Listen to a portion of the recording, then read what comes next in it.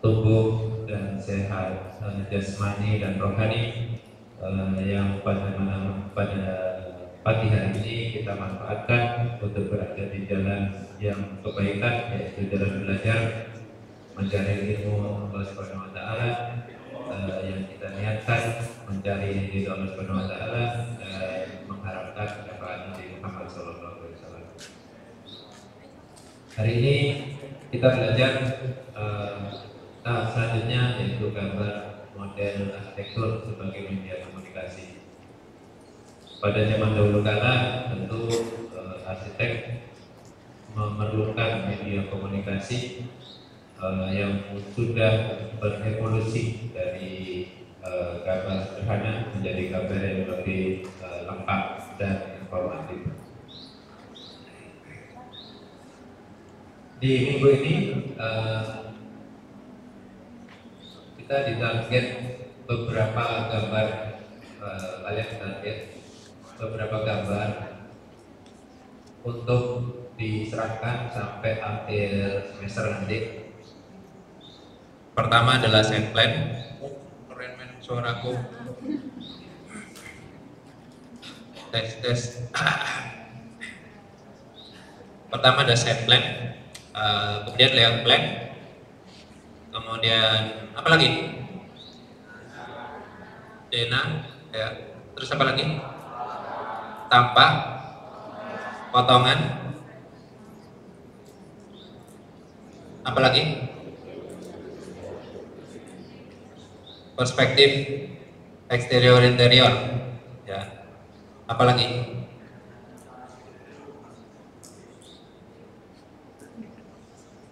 Gambar kerja, ya.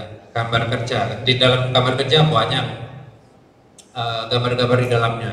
Hari ini kita belajar secara umum apa sih sebenarnya hal-hal itu. Pertama adalah set plan.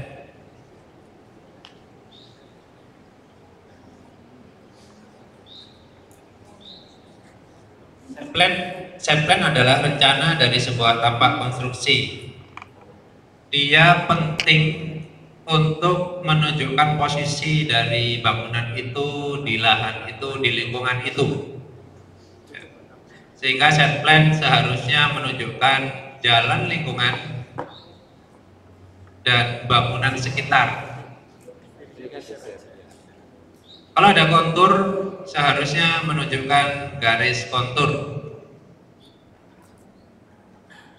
Kalian tek bang 3 ya? Ini pakai bahasa Inggris atau bahasa Indonesia? Enggak, rekod biasa. Oh, rekod biasa. Oh ya. Kita kira untuk orang Malaysia. Orang Malaysia masih belum bangun, Pak. Oh ya, belum bangun ya.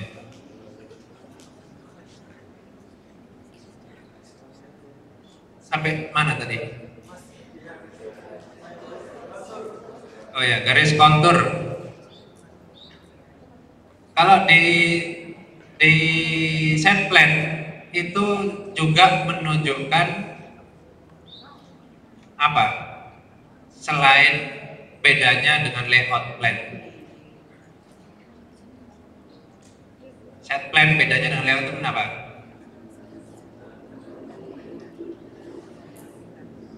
Angkat tangan. Nanti dapat nilai tambahan oleh siapa? Tidak ada yang ngasih nilai tambahan di sini. Melase dosen direct. Silakan. Apa bedanya set plan sama layout plan?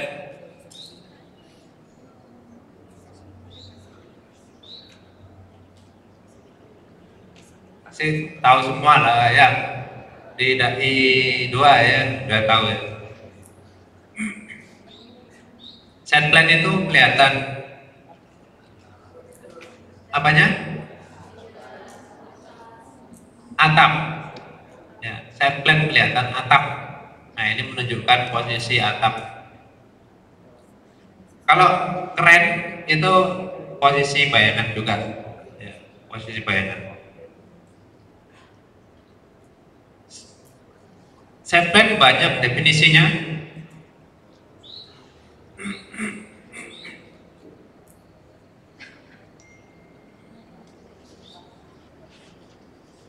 dan biasanya dia satu paket dengan layout plan.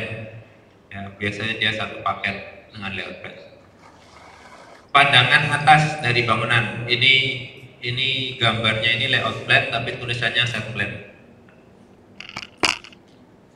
Nah di Pak Arinda ini, tinggalnya Pak Arinda.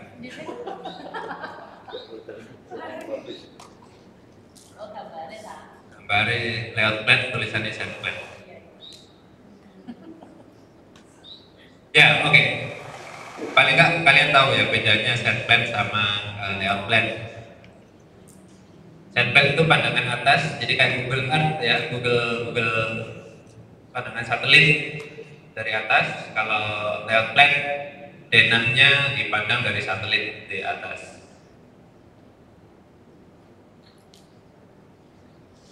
Uniknya set plan dan layout plan ini dipakai untuk administrasi pembangunan. Pentingnya,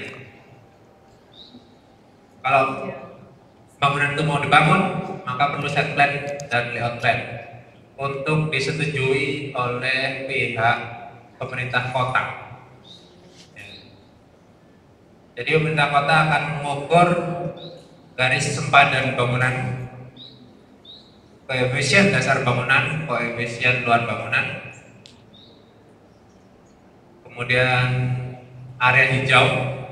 Nah itu diukur dari set plan dan layout plan. Ya, mobil khusus layout plan, mobil khusus ya. Sehingga penting untuk menggambar set plan layout plan dengan baik, dengan terukur, tidak asal nempel plek, gitu. Tidak asal lihat dari atas, dari SketchUp lihat dari atas, gitu. Udah gitu kan. Jadi harus apa? Skalatis. Ya, set plan layout plan itu kalau tidak skalatis, kalian menghadapi banyak masalah pada saat bangunan itu mau dibangun.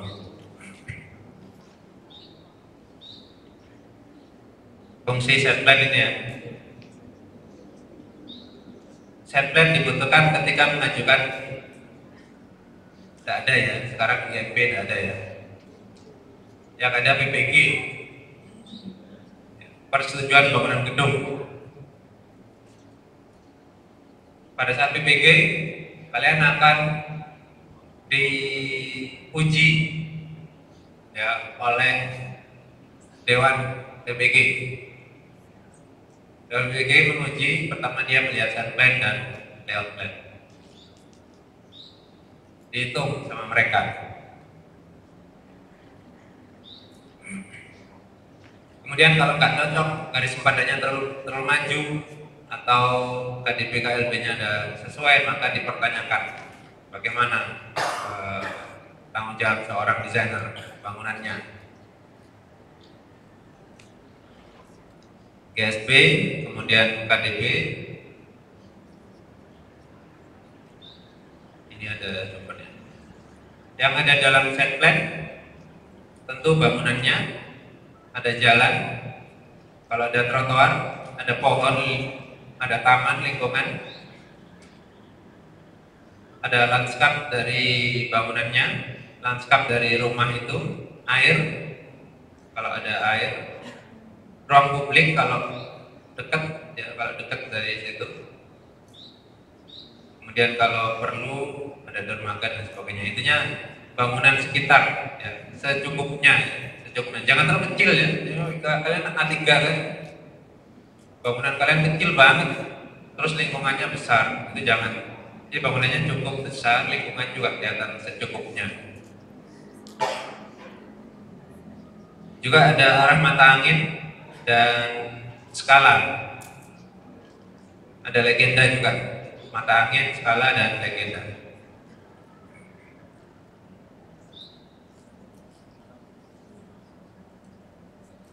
Sampai sini ada yang ditanyakan set plan dan layout plan? Bisa ya dikerjakan nanti ya.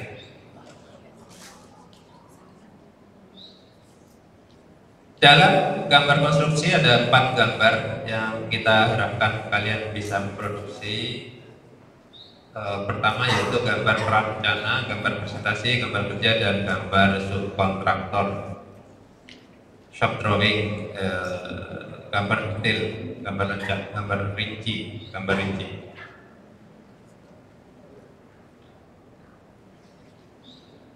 Gambar prarencana sudah mulai kalian masuki, gambar presentasi juga, gambar kerja kalau yang pakai Revit ya sudah mulai masuk.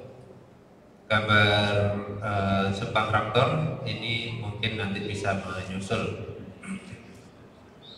Gambar perencana adalah gambar yang ditujukan untuk eksplorasi desain, sudah kalian lakukan di minggu-minggu beberapa minggu terakhir ya, eksplorasi desain sebelum ujian tengah semester sebagai presentasi ke klien. Gambar perencana tidak boleh ditunjukkan untuk tukang, ya, tidak boleh ditunjukkan untuk tukang. Jadi kalau kalian presentasi ke klien dengan gambar rencana, tentu tidak sama dengan presentasi ke tukang dengan gambar kerja. Ya. Kalau kalian presentasi ke klien, tentu berbeda dengan presentasi ke kontraktor. Tentu berbeda dengan presentasi ke Dewan BPG. Ya, tentu berbeda semua. Tolong disesuaikan. Kalian presentasi ke klien, kalian tunjukkan hal-hal yang penting bagi klien saja. Ya. Salah satunya dengan alat komunikasi berupa gambar prarencana. Contoh gambar prarencana adalah gambar-gambar yang memang indah, menarik, membuat orang terpesona. Ada gambar monokrom, ada unsur seni-seninya di situ. Ada, kalau zaman dahulu kala itu ada unsur kekaguman seseorang pada gerakan tangan, yaitu gambar manual. Kalau sekarang mungkin rendering kekaguman seseorang dengan teknologi yang diimpor dari Taiwan. Kalau dulu pakai tangan. Tapi kalau sekarang, kalau kalian bisa pakai tangan, itu lebih mahal daripada rendering. Ya, kalau gambar tangan, gambar render itu gambar render yang bagus. Kalau proyek beneran ya, gambar render yang bagus itu per JPEG per gambar itu kalau sekarang 200.000, itu paling murah. Kalau gambar tangan bisa 500-an. Ya. Tapi sekarang adanya AI ya. Adanya AI bisa dimanfaatkan, tapi akhirnya menurunkan kualitas, menurunkan harga dari fee itu, harga fee itu. Jadi tidak 200.000 lagi karena sekarang sudah AI. Dengan adanya AI, kita tidak menolak AI untuk rendering ya. Kalian bikin dari SketchUp, masukin ChatGPT, tolong di render dengan bagus, keluar hasil renderan itu juga oke, asal basicnya dari kalian ya, asal basicnya misalnya dari SketchUp kalian nggak bisa render, masukin aja ChatGPT atau yang lain, render dengan gaya ini gitu. Silakan, tapi itu menurunkan harganya ya, harganya turun jadinya. Kalau sekarang dengan adanya teknologi yang maju itu, kemampuan tangan semakin dihargai. Jadi kalau benar-benar tergambar dengan tinta dan penggaris dan itu, dan kelihatan lekukan dari kertasnya bahwa dia tergambar dengan tangannya, bukan dari ChatGPT-nya, maka dia mahal. Jadinya mahal. Jadi untuk presentasi ke klien itu hargai dengan lebih tinggi. Biasanya kalau untuk sketsa tangan sekarang, kalau sekarang itu setelah bangunannya jadi baru digambar, kemudian dipigora, dimasukin ditempel di ruang tamu atau ruang keluarga.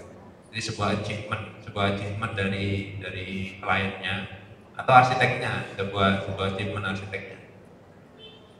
Itu bisa ada beberapa dari teman yang kerjaannya seperti itu dan cukup populer sekarang dengan semakin populer dengan adanya AI.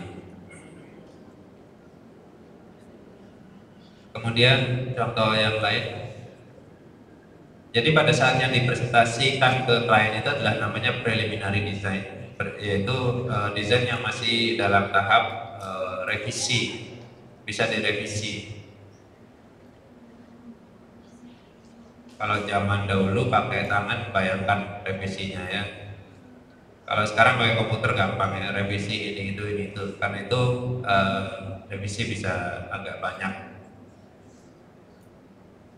Preliminary design ini dijelaskan kepada klien sebagai dasar untuk mereka berkomunikasi, karena tentu kalian tidak bisa mengkomunikasikan hal-hal yang melayang-layang, perlu gambar untuk mewakili itu. Yang berikutnya adalah gambar presentasi, gambar yang digunakan sebagai media promosi. Gambar presentasi ini untuk rumah tinggal ini biasanya zaman sekarang ini biasanya dipakai untuk diupload di sosial media ya, sebagai achievement dari klien itu atau proses dari arsitek. Tapi ada beberapa hal yang harus diketahui seorang desainer bangunan atau arsitek. Pertama yaitu ada dua jenis proyek yang harus diketahui. Pertama, proyek yang rahasia dan proyek yang tidak rahasia. Proyek yang rahasia itu kliennya tidak mau kalian ngepost apapun tentang rumah itu di sosial media. Nah, itu ada NDA namanya, non-disclosure agreement. Dalam tahapan kontrak, ada kontrak, di dalam itu ada satu pasal NDA namanya, pasal NDA, non-disclosure agreement. Biasanya ini dipakai untuk politisi atau pengusaha besar yang tidak boleh menyebarkan denahnya, rumahnya, tidak mau ya. Tidak mau denah rumah saya, tidak mau disebarkan. Saya tidak mau rumah saya dikenal kamu rancang, tidak mau saya. Itu banyak orang seperti itu sekarang. Karena jujur saja, denah rumah saya juga was-was ya kalau saya share ke bisa saja orang yang berhati buruk gitu ya, maling misalnya, bisa merencanakan, oh ini lewat sini. Itu sering terjadi. Karena itu siapa yang pernah tahu yang merancang rumahnya Pak Prabowo? Pak Prabowo, tidak ada yang tahu yang merancang rumahnya? Tidak ada, tidak tahu ya? Tidak tahu karena NDA dia. Yang merancang rumah pengusaha gudang garam? Tidak ada yang tahu ya? NDA lagi, BCA, pengusaha BCA. Tidak ada yang tahu, NDA lagi. Biasanya kalau ada surat NDA itu fee arsitek lebih mahal. Karena dia tidak bisa ngepost, tidak bisa memasukkan rancangannya menjadi kurikulum PT-nya. Karena itu harus lebih mahal. Gitu ya. Pada saat rapat klien arsitek itu pun rapat di area yang rahasia, biasanya di rumah pemilik atau di kantornya arsitek yang memang ditutup, tidak boleh ada rekaman, tidak boleh, itu serahasia itu NDA itu ya. Ini tidak boleh dipost dimanapun, tidak boleh jadikan gambar promosi. Itu klien yang sudah pengalaman. Kemudian jenis proyek yang kedua adalah proyek yang non NDA. Jadi misalnya kalau kamu dapat proyek, kamu ngasih kontrak ini, tapi di situ ada tulisan misalnya fee-nya itu misalnya 100 juta misalnya. Terus dia ngomong, waduh ini terlalu mahal ini, bisa diturunkan, bisa, asal ini non NDA. Bisa saya turunkan asal saya bisa post rancangan ini di sosial media saya. Gitu. Jelas ya? Jadi pada saat proyek itu diketahui ada 2. Biasanya orang yang tidak berpengalaman, dia tidak mengetahui ada NDA. Ya, saya tanya pada kalian, NDA ini baru kalian tahu hari ini atau belum? Baru kali ini ya, memang belum berpengalaman. Biasanya klien yang tidak berpengalaman, misalnya first project, second project biasanya, rumah-rumah biasa, tidak tahu adanya NDA ini. Dan arsitek biasanya diam-diam aja. Seharusnya nawarin, ini apakah perlu saya NDA atau tidak? Kalau NDA naiklah harganya, misalnya dari 100, ya naiklah 5 juta, 10 juta, gitu ya. Kalau enggak, silakan aja di post di sosial media, silakan. Karena itu arsitek-arsitek terkenal, Zahadid, Rado Ando, Peter Zumthor, arsitek terkenal itu jarang sekali post di websitenya, jarang. Kayaknya proyeknya dikit gitu kayaknya. Padahal banyak dan hampir semua NDA. Gitu ya, karena jujur saja berbahaya ya. Itu salah satu keuntungan NDA adalah pertama arsiteknya dapat fee tambahan, yang kedua copyright agreement-nya bagus, jadi tidak ada yang nyontoh. Kalau kita post di Ars Daily misalnya, kita kan bisa nyontoh ya, gampang ya nyontoh gitu. Nah kalau NDA maka bagus namanya. NDA ini biasanya ada expirednya, biasanya di kontrak itu ada expired NDA selama 10 tahun misalnya. Kalau sudah lewat 10 tahun boleh di post, itu biasanya ada. Kalau unlimited itu kayaknya kantornya agen rahasia, itu unlimited, itu baru unlimited time. Kalau biasanya ada waktunya, ada time base-nya. Kalau sudah lewat 10 tahun baru bisa di post bahwa itu karya saya gitu. Itu baru bisa di sombong-sombongkan, itu karya saya loh, sekali saya gitu. Baru. Kalau ada itu terus tak kalian tanda tangan, kalian diam-diam aja, tidak boleh ngomong ke siapapun selain yang tanda tangan kontrak. Jadi gambar presentasi ini adalah gambar yang non NDA ya, non disclosure agreement, namanya NDA. Contoh gambar presentasi biasanya kalau kalian jalan-jalan ke mall ada orang jualan rumah ya, kayak ini ya, ini biasanya ditunjukkan ini itu. Ada perspektif, ada dena yang warna-warni, ada perabotnya di dalam dan lain sebagainya. Sampai sini cukup jelas ya? Yang ngantuk? Saya tok ini, yang ngantuk. Oh, yang kedua? Yang ketiga, gambar kerja. Gambar yang dihasilkan oleh disiplin ilmu teknik. Gambar kerja ada 1, 2, 3, 4 jenis gambar kerja dengan kode ARS di kopnya. Gambar kerja dengan kode SIP di kopnya, gambar kerja dengan kode mechanical di kopnya, dan gambar kerja dengan kode electrical di kopnya. Semuanya digambar oleh ahli yang berbeda.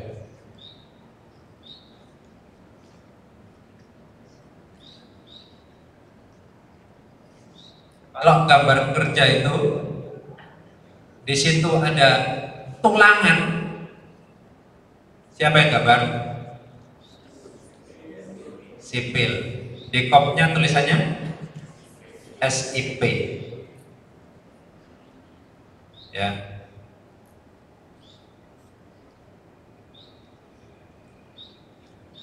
Biasanya kalau pada saat sidang PBG, sidang persetujuan bangunan gedung, untuk gedung itu mau dibangun, wajib ada gambar itu, gambar tulangannya berapa. Ya. Kalau di situ ada aliran listrik tanpa denah ya, dia diagram listrik loh ya, bukan diagram lighting, diagram listrik, maka digambar oleh elektrikal. Demikian pula mekanikal. Mekanikal ini ada hubungan dengan mesin pompa, mesin-mesin yang lain. Pokoknya ada hubungan dengan mesin, maka dia mekanikal. Sedangkan yang gambar kerja dengan tulisan ARS di kopnya, maka wajib digambar seorang arsitek atau anak buahnya. Ya, wajib. Ini sebagai dasar untuk tenaga ahli yang lain bekerja. Contoh sipil itu pasti minta potongan dari arsitek, potongan memanjang melintang. Kalau sipil mintanya itu di area potongan memanjang, di area yang paling panjang, bangunan paling panjang. Nah, sipil mintanya gitu. Kemudian elektrikal biasanya minta dari arsitek adalah denah pencahayaan, denah gambar untuk posisi cahaya, posisi lampu, jenis lampu, saklar, stop kontak. Kalau stop kontak dirancang oleh ahli elektrikal, maka stop kontaknya biasanya posisinya tidak pas. Ya, maka arsitek yang menentukan. Lampu demikian juga, lampu dan lain sebagainya yang berhubungan dengan listrik. Setelah itu dikasihkan ahli elektrikal, kemudian ahli elektrikal menggambar diagramnya, menghitung berapa kebutuhan kilowattnya, berapa watt rumah itu akhirnya. Jadi kalian tidak bisa mengira-ngira, oh rumah ini 1300 watt, tidak bisa, pasti nyalakan jeglek, tidak bisa, karena harus dihitung dulu, tek dihitung dulu ahli elektrikal, maka ditentukan ini rumah ini membutuhkan berapa watt. Sampai sekarang saya tidak bisa itu hitung elektrikal itu, saya sudah berusaha dari dulu. Contoh gambar konstruksi. Ini yang kami harapkan, nanti saya jelaskan secara rinci. Ini kode ARS. Kode ARS. Kalau kamu bisa gambar detail seperti ini, kami nilai bagus. Kenapa? Karena kamu memahami semua bagian elemen dari gambar dari bangunanmu. Contoh, plin lantai. Ada yang kepikiran nggak pada saat ngerancang?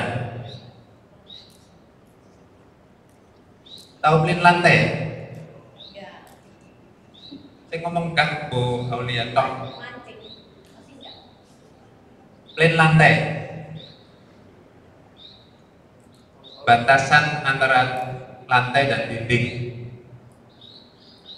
Batasannya. Kalau di sini tidak ada plin lantai. Plin lantai digunakan pada saat ngepel. Ngepel kalau kena dinding, dindingnya nggak kotor. Itu zaman dahulu. Ya, sekarang juga masih pakai plin lantai, nggak kepikiran. Dan di gambar kerja harusnya kepikiran. Sedetail itu gambar kerja itu. Kenapa? Karena dikasihkan kontraktor. Arsitek bukan yang bangun. Arsitek dan kontraktor itu teman tapi musuh. Loh ya, jangan-jangan dia teman tapi musuh dia.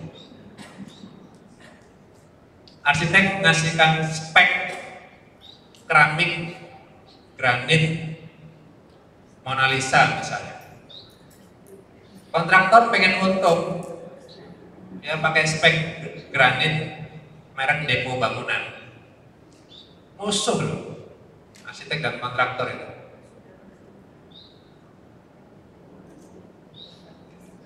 Jadi perlu gambar kerja yang detail supaya dia tidak bisa belok-belokin spek.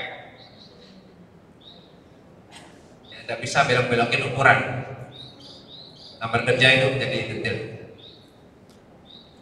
Banyak sekali kasus di mana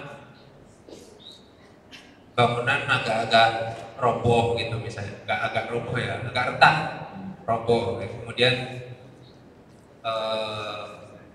pihak hukum mempertanyakan, ini arsiteknya siapa, ini kenapa kok bisa roboh? Dia cek gambar kerjanya. Oh, karena kontraktornya tidak membangun sesuai gambar kerja. Maka tanggung jawab arsitek aman, ya. Aman. Yang dipenjara kontraktornya. Sering terjadi. Gambar kerja semakin rinci, memang pekerjaan kontraktor semakin rumit. Kontraktor dan arsitek karena musuh, maka kontraktor pengen gampang, arsitek pun pengen lengkap. Biasanya kalau kamu ngasihkan gambar kerja ke kontraktor, gambar kerjanya sederhana, kontraktornya seneng. Wah, saya bisa belok-belok ini. Nah, gitu. Saya bisa cari untung banyak. Tapi kalau gambar kerja rumit ini, waduh ini wangel, sulit. Karena itu perlu tahapan-tahapan diskusi dengan kontraktor. Dia teman ya, tapi tetap teman ya, tapi dia musuh. Contoh gambar untuk tampak ya, ada ukuran. Terus wajib 2 dimensi ya. Wajib 2 dimensi. View-nya paralel. View-nya paralel. Kalau di SketchUp itu view-nya perspektif atau paralel. Ya, wajibnya paralel. Jadi tampak full dari depan paralel. Denah full dari atas paralel. Sekarang ada Revit, gampang ini ya, Revitnya gampang bagi yang bisa. Kemudian yang berikutnya gambar supplier, gambar detail. Misal ada perabot dan lain sebagainya, ini gambar detail. Ini biasanya juga dibuat oleh arsitek karena arsitek itu perfeksionis, nah, maka perlu juga dibuatin. Atau kalau tidak perfeksionis ya minta orang lain yang bikinkan. Skala, tolong dicek skalanya ya. Skala 1:100, 1 untuk set plan atau 1:500 untuk ukuran besar tapaknya. Denah 150, 100, atau 100, 200. Tidak ada 175. Tidak ada 1125. Tidak ada untuk denah. Kalau ukuran kertasnya tidak cukup, terus sudah 1 200 untuk bangunan besar, sudah 1 200, ukuran kertasnya tidak cukup. Yang perlu diperbesar adalah kertasnya.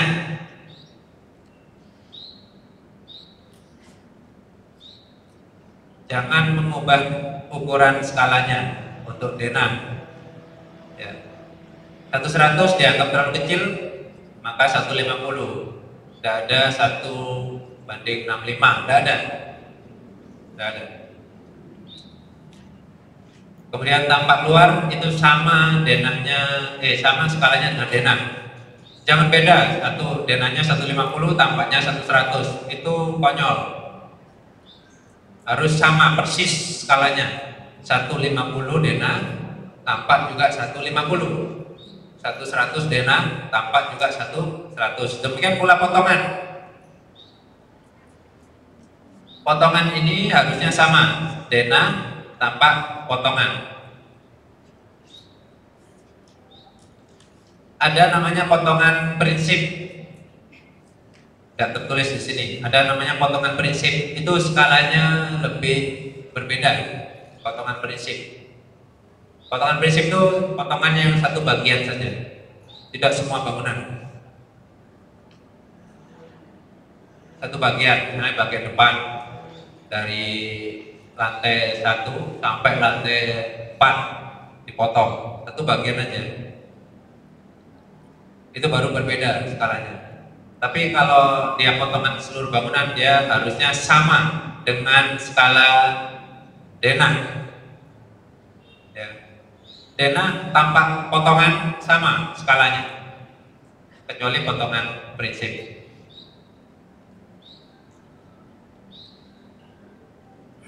Detail arsitektural 125. Biasanya potongan prinsip itu skalanya 125 gitu ya. Skala 125, 120. Potongan prinsip. Tampak interior, nanti saya tunjukkan tampak interior itu. Detail arsitektural dan detail fondasi. Detail arsitektural itu 125 atau sampai dengan 15. Berarti dia besar sekali gambarnya. Kemudian detail fondasi, detail atap, dan detail dinding. Di zaman sekarang PBG, persetujuan bangunan gedung, detail fondasi ini kalau untuk rumah tinggal tetap di situ ada tulisan SIP di gambar kopnya, SIP detail fondasi. Kalau zaman sebelum ada PBG, IMB, zaman IMB itu fondasi tidak harus ada kopnya SIP. Sekarang harus ada kopnya SIP. Jadi fondasi seharusnya digambar oleh ahli sipil. Tapi jarang sekali klien rumah tinggal itu bayarin ahli sipil. Akhirnya di-pack arsitek KB. Mantuk-mantuk. Sehingga kalau kalian keluar dari sini mau terima proyek rumah tinggal dan kliennya kayak tidak punya banyak duit, yang pack kabeh. Sipil, electrical, mechanical, pack kabeh. Karena itu di sini pack ini ngerti ya, yang keluar Malang ngerti ya, pack ini. Ambil semua, sipil diambil. Karena kalian bosnya semua itu, karena bisa ambil semua. Jadi detail fondasi tetap wajib kalian bisa gambar, ya. Kemudian, tapi befriend ya, befriend sama ahli sipil biasanya. Kalau yang cewek mungkin suaminya ahli sipil, jadi befriend ya. Jadi tanya-tanya, gimana nih fondasinya berapa nih? Ini umum ini. Kalau saya biasanya tanya tetangganya. Jadi bangunan A, misalnya site A rumah tinggal, saya tanya tetangganya. Pak, ini dulu fondasinya ukuran berapa? Karena tanahnya sama. Kepadatan tanahnya sama, kedalamannya kurang lebih sama. Kalau untuk rumah tinggal ya, kapling kecil. Saya tanya tetangganya, oh dulu ini rumahnya fondasinya segini. Saya lihat rumahnya, oh retak main, ya wes tak gede no. Nah, fondasi tak gede no. Kalau rumahnya bagus ya, fondasinya saya samakan. Dalamnya segini Pak, oh ya, oke, saya samakan. Itu biasanya gitu. Kalau untuk diagram listrik, kalau rumah tinggal tidak perlu diagram listrik. Pakai aja aliran kabelnya kemana dan itu aja.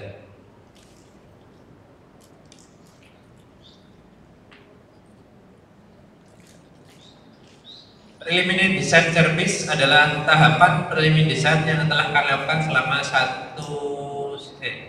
setengah semester ini. Ada set plan, layout plan, dena, tampak potongan dan perspektif. Ini fee kedua dari seorang arsitek. Fee kedua. Fee pertama di mana?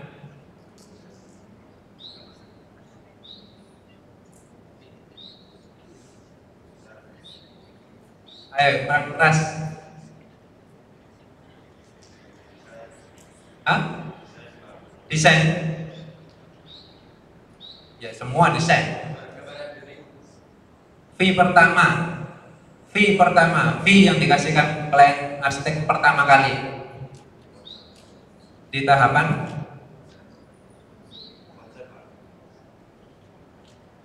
konsep. Ada yang bilang konsep.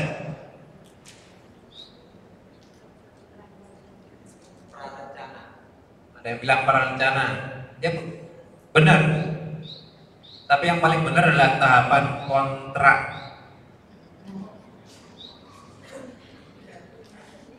Ya, kontrak itu fee pertama arsitek, uang muka.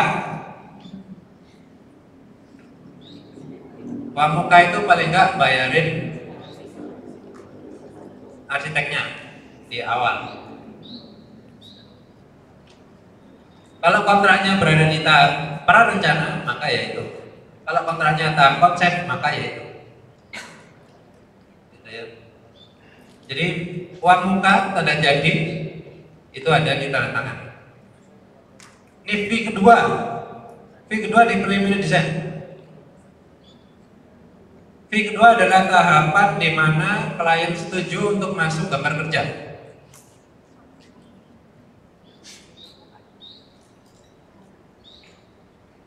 Desain sudah oke, sudah banyak revisi dari klien, revisi ini itu ya kita lakukan sajalah ya, kita sampai bosan lah, sampai oke.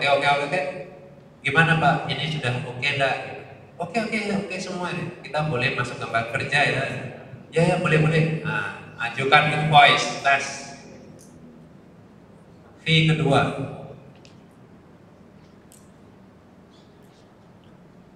Seharusnya di tahapan fee kedua ini kalian sudah ngepok pengeluaran kalian sebelumnya dan pengeluaran kalian setelahnya itu sudah kalian hitung, sudah lunas. Belum untung, tapi sudah ngepok, sudah nutup seharusnya. Kemudian nanti di fee ketiga dan fee keempat. Fee ketiga di mana?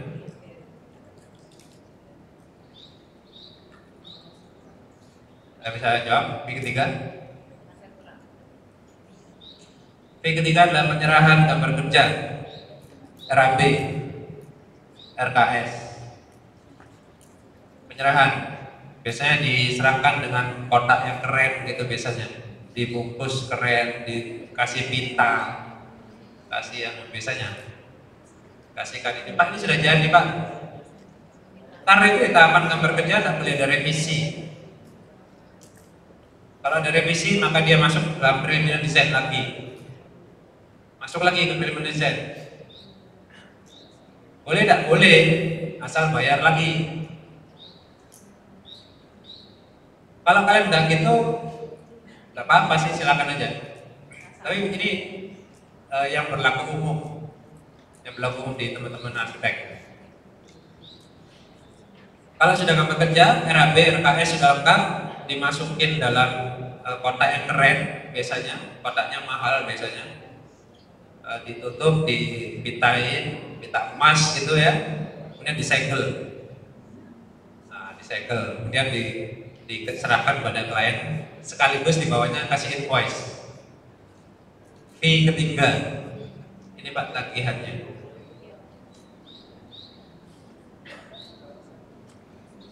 Jelas ya? Kemudian fee keempat di mana?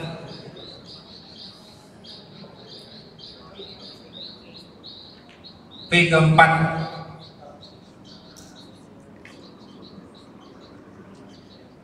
ada yang bilang di sana?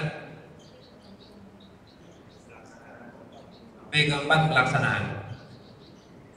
Tahapan serah kunci bangunan ke klien. Setelah bangunan jadi, itu kita kasih invoice lagi. Yaitu invoice apa terakhir ini? Invoice pengawasan. Invoice jagain kontraktor supaya kontraktor tidak belok-belok. Invoice jagain. Pak, kalau Anda ingin rancangan saya dibangun sesuai rancangan saya, maka Anda harus ngasih saya fee jagain kontraktor. Kalau udah ada fee pengawasan arsitek, biasanya kontraktor belok-belok, rancangannya tidak sesuai, belok-belok aja. Nah, belok-belok akhirnya pada saat jadi geletek. Loh, kok ini gambarnya gak podo di bangunan ini, geletek. Nah, karena itu musuh sebenarnya kontraktor dan arsitek, sebenarnya musuh. Sebenarnya arsitek cerewet tidak karuan, kontraktor juga cerewet tidak karuan, tapi punya motivasi yang berbeda. Kontraktor ingin duit, arsitek ingin desain. Ya, bisa dipahami ya. Jadi manajemen desain service ini fee yang kedua seperti ini ya, kayak gitu. Ini setelah itu gambar kerja itu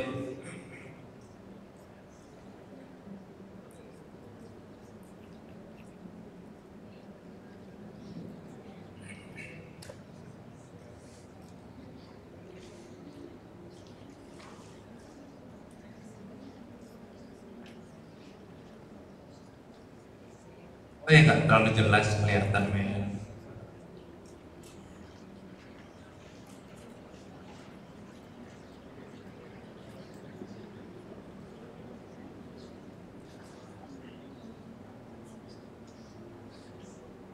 Elemen gambar kerja, ukuran, kemudian nama kolom,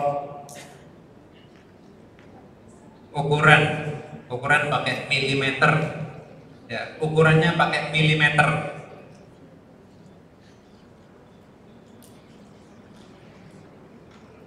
Nama kolom,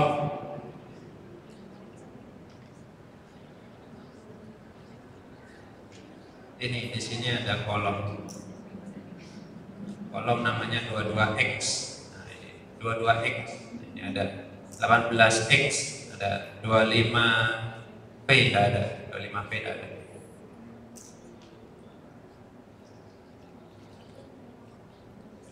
Kemudian elemen yang lain adalah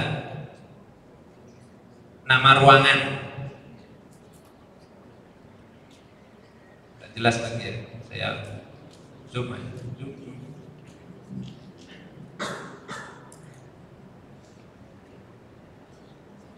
Nama ruangan seperti ini, ada filter ya. Kemudian ini ada living room.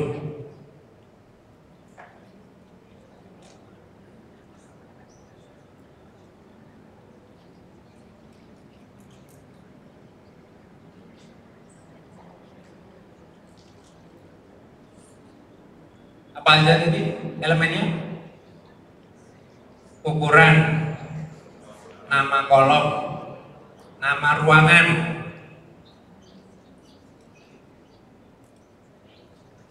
yang berikutnya adalah elevasi ruangan.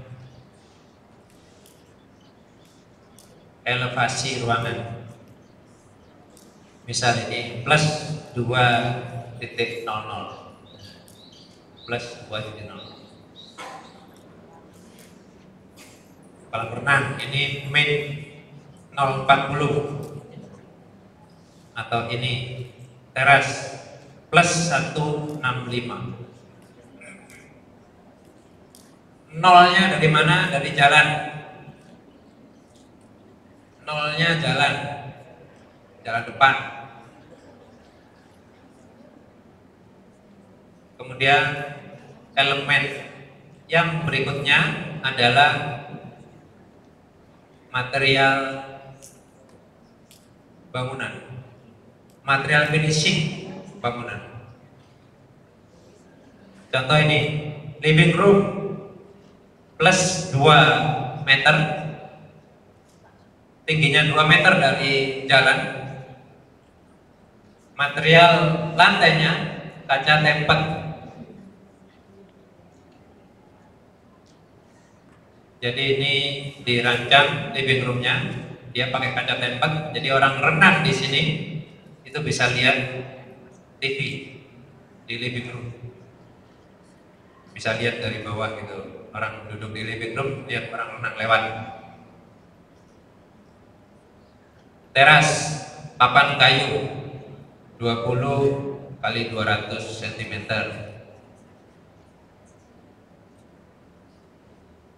Kita perlu rinci ini supaya kalian belajar.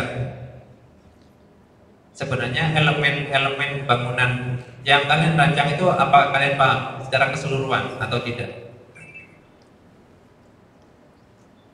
Elemen gambar kerja berikutnya adalah material dinding. Ini material dinding, saya kasih simbol C. Ini ada AB di sini, ada AB. Berarti dinding yang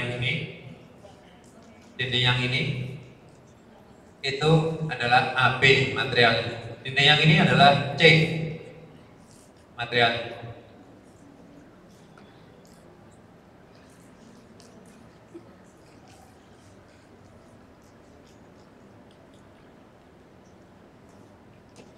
Jadi material yang ini G, nah ini material yang ini BK, BE. Jadi dinding yang ini misalnya, dinding yang lurus ini, yang bagian belakang, yang bagian dalam dari ruangan itu G. Nah ini G. Yang bagian luar dari dinding ini C. C.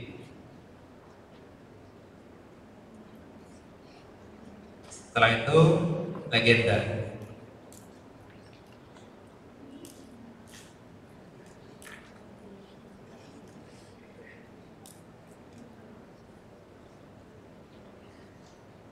Legenda. Ini. Material C tadi cat anci finish cat. Material G granito. Kalau simbol material ini sakarpe kalian ya, mau BP, mau HM, terserah. Yang penting legendanya jelas.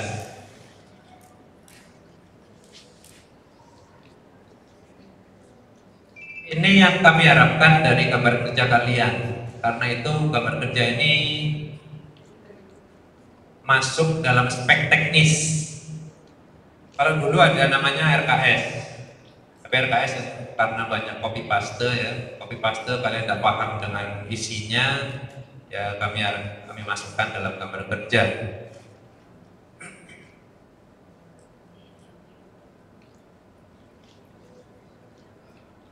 Hingga kalau total seperti ini.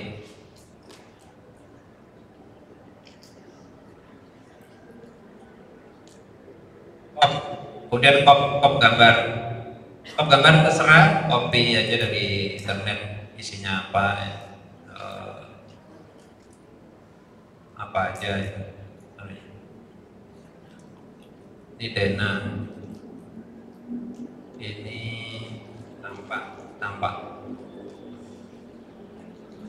tampak ya, tampak juga harus ada keterangan material. Nah ini keterangan material.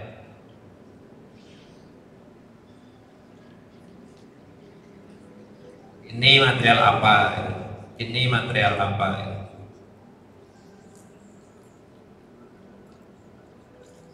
Misalnya ini andesit bakar susun siri misalnya.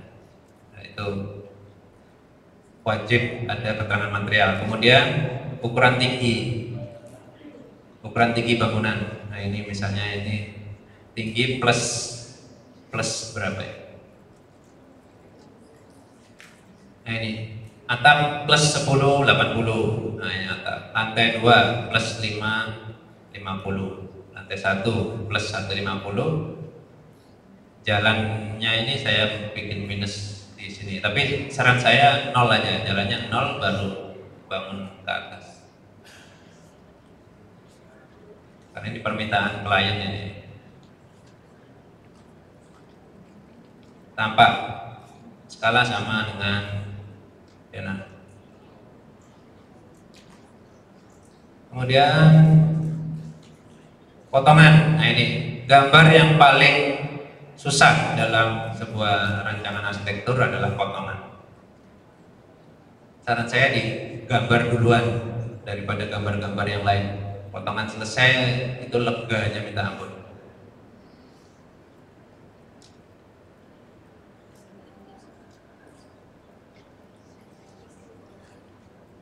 Potongan juga harus menunjukkan material bangunan. Kalau ini ada plafon ya, plafon gypsum tinggi berapa dari 0. Jadi semua tinggi, semua yang berhubungan dengan tinggi itu dihitung dari 0 ya, dihitung dari 0. Misal living room ini plus 20 kaca tempat, di bawahnya ada struktur besinya untuk kaca tempat, ada orang berenang di bawahnya.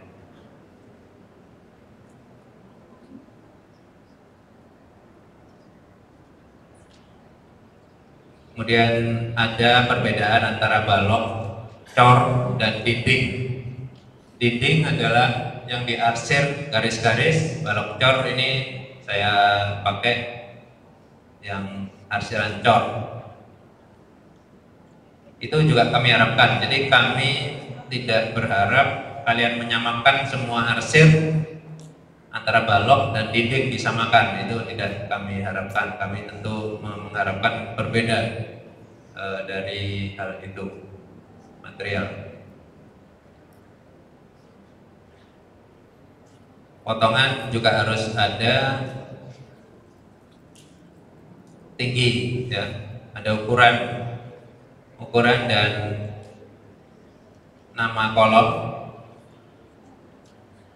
kemudian tinggi dari apa yang dipotong ya, nolnya di mana, kemudian sampai atapnya bagaimana, plus ya, kalau hubungan dengan tinggi selalu plus.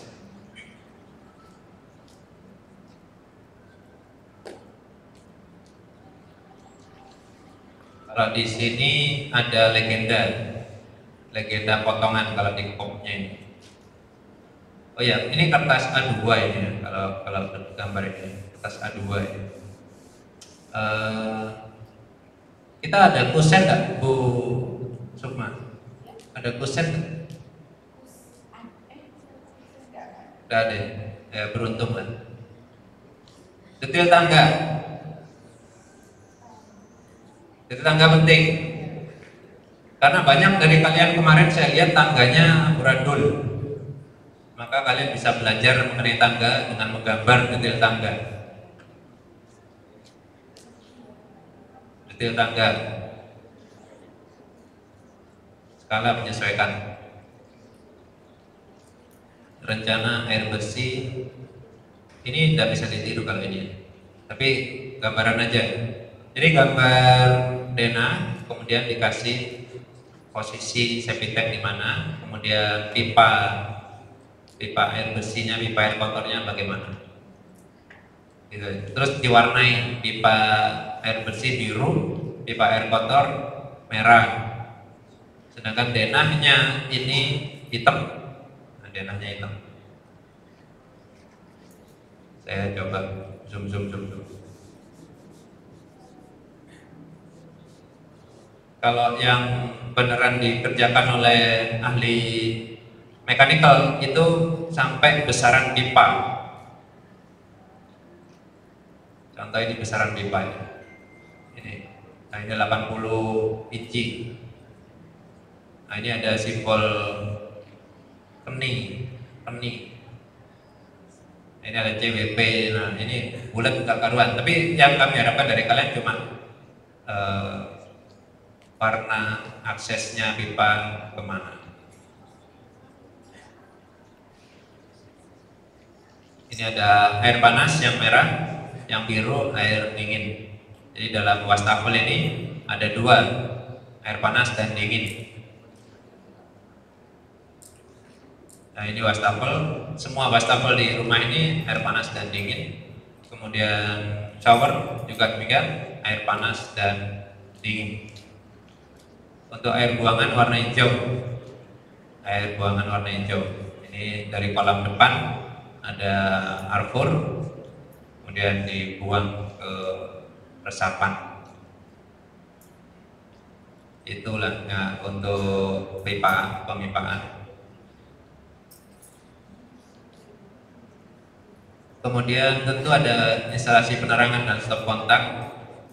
Tidak seperti ini ya, tapi kami harapkan kamu bisa dapat paham ya, dapat paham. Lampu dan stop kontak. Stop kontak apa, nyalakan lampu apa, itu aja. Sama saklarnya di mana saklar apa, menyalakan lampu apa, dan stop kontaknya di mana, gitu aja yang kami harapkan. Contoh di dapur itu ada berapa stop kontak yang dibutuhkan? Rice cooker,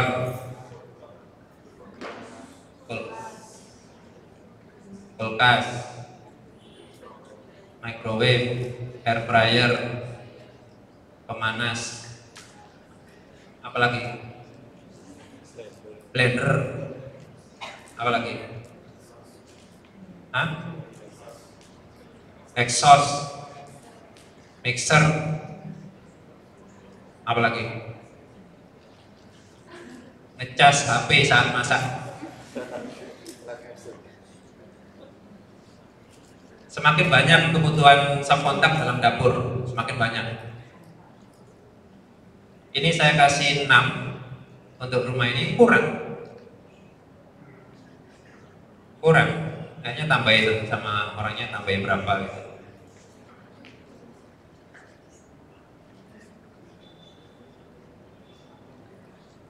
Jadi tolong dipikirkan juga. Saklar bentuknya kayak gini. Saklar legendanya ya, cari di internet ya legendanya bagaimana simbol saklar, simbol stop kontak. Ini stop kontak. Stop kontaknya simbolnya gini, kayak gini. Kemudian saklar 1 ya, saklar 1 ini, saklar 2 ini, saklar 1 semua. Saklar 2 saya tidak ada saklar 2. Ini saklar 2 saklar kayak gitu simbolnya, lampu. Dan kalau ini rumit, rumah ini rumit ya, ini ada setiap area itu mempunyai box sendiri-sendiri. Jadi rumah ini watt yang dibutuhkan itu 16.000 watt. Rumah kalian berapa? 1.300 ya, rumah ini 16.000. Jadi area 1 ini area listrik sendiri, yang biru ini, yang ungu area sendiri, yang merah area sendiri. Lantai 2 juga demikian, area sendiri. Jadi kalau ini jeglek, yang jeglek ini top. Nah, yang mati lampu ini top, yang mati lampu 1 ini top. Dia harus kalau menurut peraturan pemerintah dia harus punya box besar di bagian satpam depan, box listrik yang besar. Ini kabelnya besar kabelnya, beda sama kabel rumah. Rumah itu kecil-kecil, ini kabelnya besar-besar. Dihitung oleh ahli listriknya, dia 16.000, kebutuhan minimal. Disarankan pakai yang banyak, pakai yang agak besar, 16.000. Udah gitu aja. Sampai sini aja tanya kan?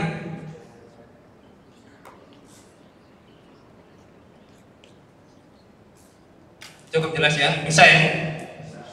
Bisa ya? Oke. Jadi last note dari saya, ditch itu apa? Buang. Ditch itu apa? Buang SketchUp kalian. Mulailah masuk ke Revit ya. Hidup Revit ya.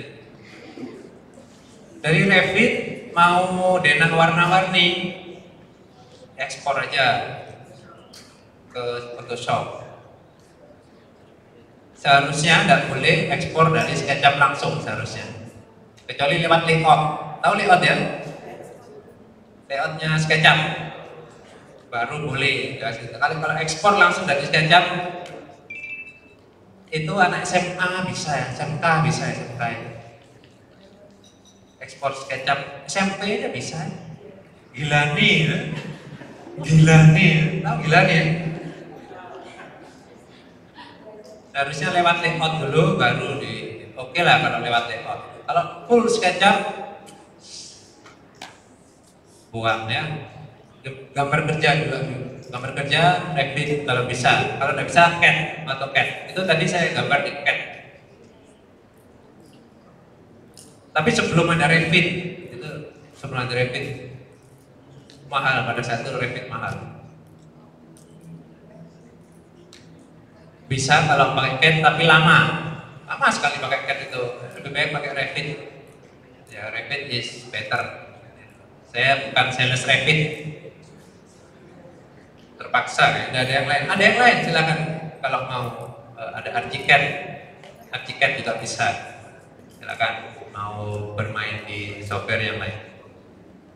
Oke, kalau tidak ada pertanyaan saya akhiri. Terima kasih. Mungkin ada dari Pak Isom, Bu Lukman, Bu Aulia mana nih? Oh ya wis. Habis ini kembali ke kelas masing-masing ya. Terima kasih. Assalamualaikum warahmatullahi wabarakatuh.